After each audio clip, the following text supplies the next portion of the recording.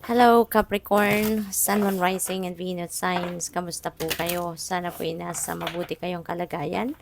Welcome back po sa Star Tarot at kung bago kayo rito, welcome din po kayo. Please subscribe, like, share my videos, and leave me a comment kung nakaresonate po kayo. Thank you. So first message ni Capricorn, we have be here now. Capricorn, maari kasi no na baka ang focus ninyo nandoon pa rin sa kung ano yung tapos na, ano yung nakaraan na, whatever happened in the past. Baka nandoon pa rin ang focus ninyo, baka nandoon pa rin ang attention ninyo, yung isip ninyo, 'di ba? Mostly spent no sa pag-iisip siguro ng kung ano yung nakaraan mo, no? Pwedeng ganon. Or po pwedeng spending too much time then making plans for the future. Pwedeng ganun din, no? Kaya ang invitation sa inyo dito, be here now, okay? Kasi nandito na tayo sa present time and this is the most powerful time, no? Or period sa buhay natin, yung kasalukuyan. Kasi yung tapos na, nakaraan na, that's behind us, diba? That's in the past. Wala na tayong magagawa doon kasi tapos na siya. We have no control over that anymore. Yung future naman, wala din tayong control, no? Kasi hindi rin naman natin alam, diba? What's in store for us. Kaya mas maganda talaga na mag-focus tayo, mag-focus kayo sa ngayon. No, dito meron kayong magagawa sa ngayon, ano? As in magagawa niyo agad. Kasi nandito tayo sa present time. So, kaya most powerful period ito sa buhay natin kasi nga makikita natin mag-unfold ang mga bagay. 'Di ba? Mababago natin agad-agad kung mayroon tayong gustong baguhin. Mayroon tayong mai-improve agad, 'di ba? Kung gusto nating i-improve. So, what else? We have, let spirit be your guide. Ayan. So, payagan daw ninyo, no? Payagan ninyo na yung Panginoon, no? Spirit is God. Na siya yung maging gabay mo. Kaya, importante na makikinig kayo sa guidance niya through your intuition. No? Through intuition, through visions, through intuitive nudges, diba? Or mga signs, omens, synchronicities na pinapadala niya sa inyo kapag sinusunod ninyo yan. Ibig sabihin, pumapayag kayo, no? Na nagabayan kayo ng Spirit. Gabayan kayo ng Panginoon. So, we have Buffalo Spirit. The abundant universe will provide. Napakaganda, Capricorn. Kasi, yung kung ano man ang mga pangangailangan ninyo, you know, yan ay ibibigay sa iyo, 'di ba? This is the needs, 'di ba? Ninyo. Maaring pwedeng nagdadasal kayo, humihingi kayo, 'di ba?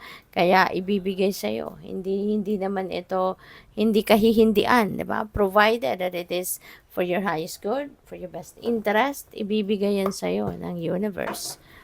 So, what else?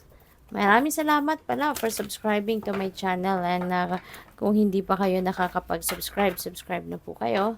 And maraming salamat din po for not skipping the ads. Malaking bagay po yan sa akin. At saka, please join the membership. No? I-click nyo lang po yung join button sa baba ng video. So, merong mga creative projects na gagawin si Capricorn. Maaaring ito din ng mga kakaabalahan ninyo sa ngayon, 'di ba? Ang iba siguro sa inyo, you're making plans, no, on how you're going to roll out these creative projects. Baka tatrabahuan mo na yan sa ngayon, ano? You are preparing for it, dumidiskarte ka na, maybe you're already doing preparations for this para maisakatuparan mo, or maaring ngayon nagsisimula ka na makipag-usap sa mga tao na makakatulong mo or makaka-collaborate mo dito sa project na ito. So, we also have the eagle, spirit, integrity, connection to angelic realm. Okay, so siguro Capricorn, lagi din kayo nagkakaroon ng conversation in prayer, no, sa inyong mga angels, sa inyong mga guardian angels, kay Archangel Michael, sa Ministry of Angels, yung mga ganon, no, and all the rest of the archangels. Siguro meron kayong kanya-kanyang mga archangels na pinagdadasalan, pwedeng ganon din, no, or your guardian angel, maaring lagi mong kinakausap, you know, so good for you kasi manipis, no? Yung veil between you and your angels, between you and the spirit, between you and the spirit realm in general. So, maaring, alam mo yun, nararamdaman mo ang kanilang presensya. Whenever you call on them, maaring ramdam mo, no, na nandiyan sila para sa'yo. We also have partnership. Ayan, so parang na-mention ko kanina about collaboration. So, pwede talaga na merong mga ganong sitwasyon ngayon. Kaya meron din kayong partnership card. Kasi pwede, no, na suggestion din ito sa inyo. No, na makipag-partner ka, makipag-collab ka if necessary, 'di ba? Or pwedeng ito na talaga yung pinasok na ninyo, maaring meron na nga kayong mga pinirmahan sigurong kontrata, 'di ba? And you're going to work hand in hand with someone or a group of people, pwedeng ganon. So, maaring related yan dito, no, sa creative projects na gagawin ninyo, yung partnership na yan, pwedeng related dito, no, sa creative projects. Pwede rin naman na yung partnership na to, pwedeng partnership in love ito, 'di ba? Pwede rin, wag nating disregard yan kasi possible yan na merong romantic partnership, no, na pwedeng mabuo dito between you and another person. So, that's very possible. So, tignan natin kung ano pa ang mga mensahe para sa'yo.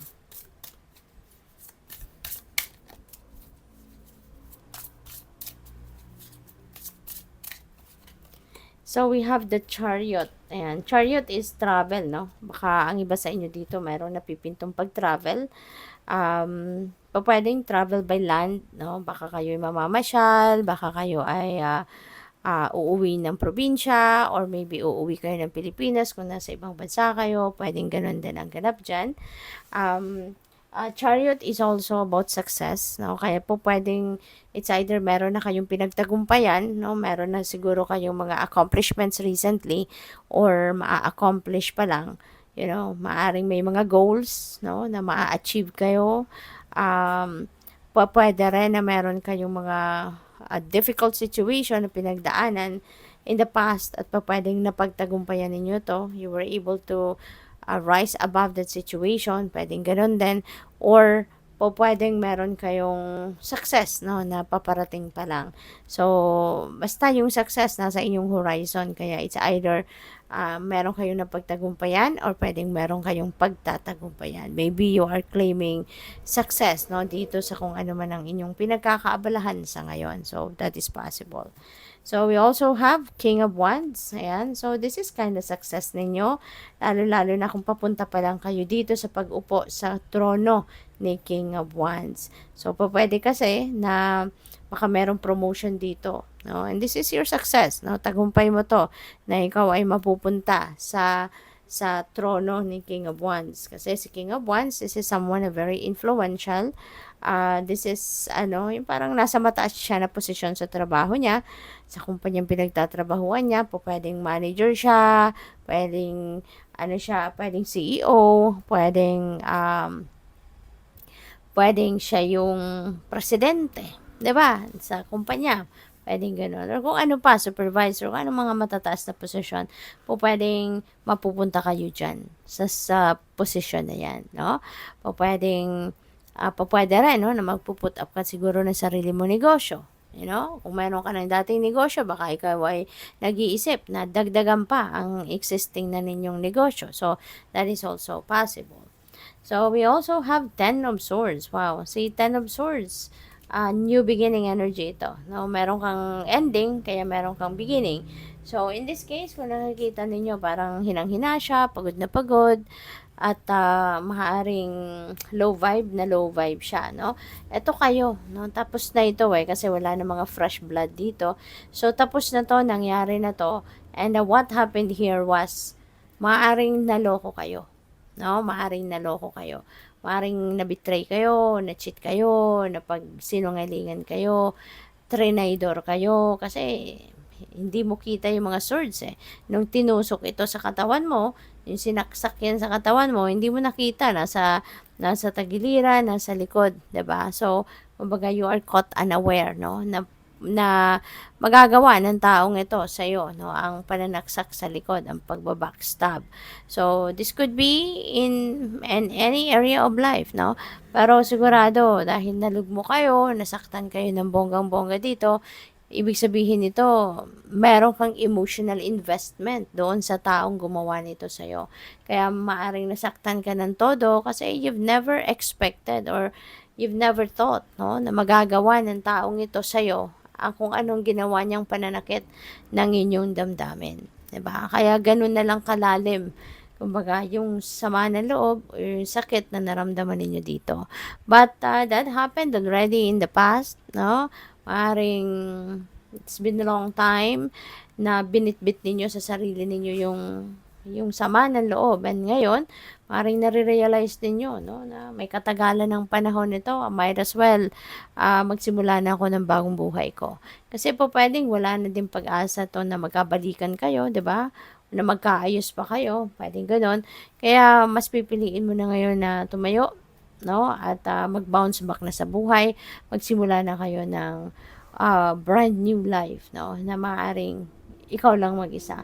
Wala na yung kung sino man ang taong nakapanakit ng damdamin mo, maaaring wala na siya sa buhay mo or tuluyan mo nang tatanggalin sa buhay mo.